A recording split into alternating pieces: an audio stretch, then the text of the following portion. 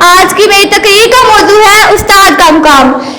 صدیان وقار جب مجھے یہ موضوع ملا تو میں سوچ میں پڑ گئی کہ شاید میں اس موضوع کے ساتھ انصاف نہ کر پاؤں گی، کیونکہ طلباء اور استاد کا رشتہ ایک ایسا رشتہ ہے جس کی مثال دنیا میں کوئی نہیں۔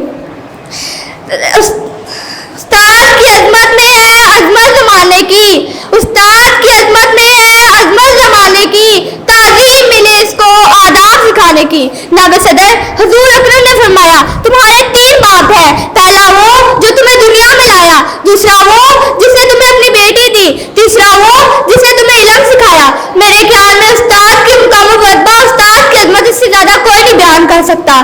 ماں باپ اور استاد سب ہے خدا کی رحمت، ماں باپ اور استاد سب ہے خدا کی رحمت، ہے روک ٹوک ان کی حق میں تمہارے نعمت۔ نائب صدر اشفاق احمد جو مشہور و معروف استاد ادیب اور فنکار ہیں، جن کا حال ہی میں انتقال ہوا ہے، اپنی کتاب زاویہ میں لکھتی ہے کہ جب وہ اٹلی میں ایک یونیورسٹی کے استاد تھے تو ان کی گاڑی کا چالان ہو گیا، انہیں کورٹ جانا پڑا۔ عدالت میں جج نے پوچھا ابھی تک آپ نے جرمانے کی رقم کیوں نہیں جمع کروائی؟ تو انہوں نے کہا میں ایک استاد ہوں، مجھے ضروری کاموں کی وجہ سے فرصت ہی نہیں ملتی۔ تو جج فوراً اٹھ کھڑے ہوئے اور کہا کہ ہمارے کمرے میں ایک استاد موجود ہے، تو سب تعظیم کے لیے اٹھ کھڑے ہوئے۔ جج نے بیٹھنے کے لیے کرسی منگوائی، جرمانہ معاف کیا۔ اشفاق صاحب لکھتے ہیں کہ تب میں نے یہ جانا کہ استاد کی عظمت میں قوموں کی عظمت ہے۔